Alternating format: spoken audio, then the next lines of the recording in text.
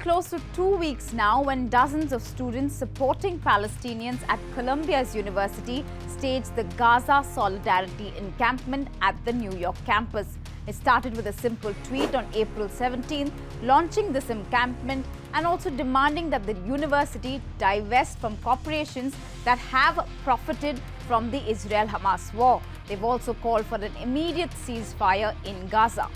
Now, from a handful of students in the East Coast to a contagion of protesters across campuses, from students from Harvard, MIT, USC, UCLA, all joining in to make it a nationwide Gaza protest in terms of encampment in those campuses. And this came about because we as students and other members of the UCLA community have we've been seeing the 6 months of Israel's genocide of Palestinians.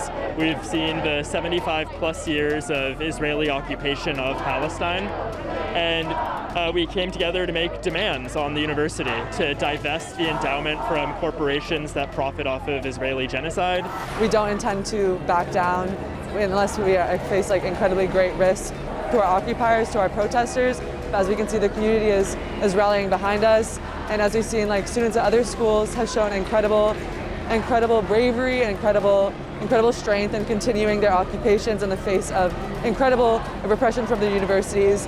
What followed was the arrest of several demonstrators by the New York Police Department on April 18th and 19th. But this only added fuel to the fire as several other students beyond the United States joining in the protest and placing similar encampments at their campuses.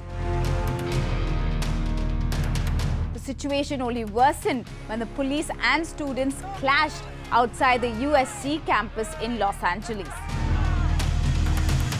On April 24th, the House Speaker Mike Johnson called for Columbia University's president to resign.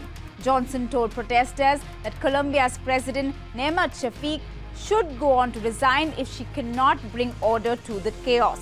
If this was not contained quickly, there is an appropriate time for the National Guard, is what he threatened.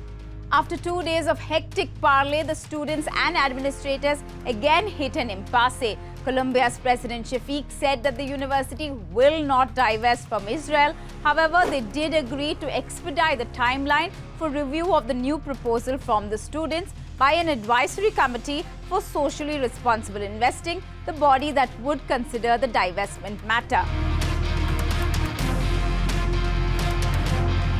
Unfortunately, things have gone out of hand in other campuses, especially as we have seen in Columbia University, and how the use of violence and arrests of students and suspensions and all of that led to a backfiring and counter effect, which led to triggering even more student protests worldwide.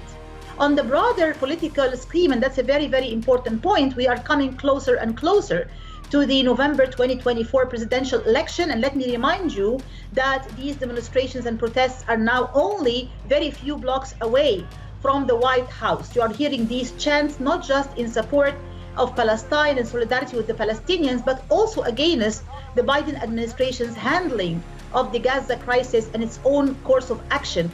And in the latest reports coming in from the college campus, it suggests that protesting students have now laid siege at the Hamilton Hall at Columbia University. They have unfurled the Palestinian flag out of the window there and are calling in the Hind Hall now. This move by the students really takes you back in history and has a striking similarity to the uprisings that Columbia has seen back in 1968, in 1984 and also in 1996.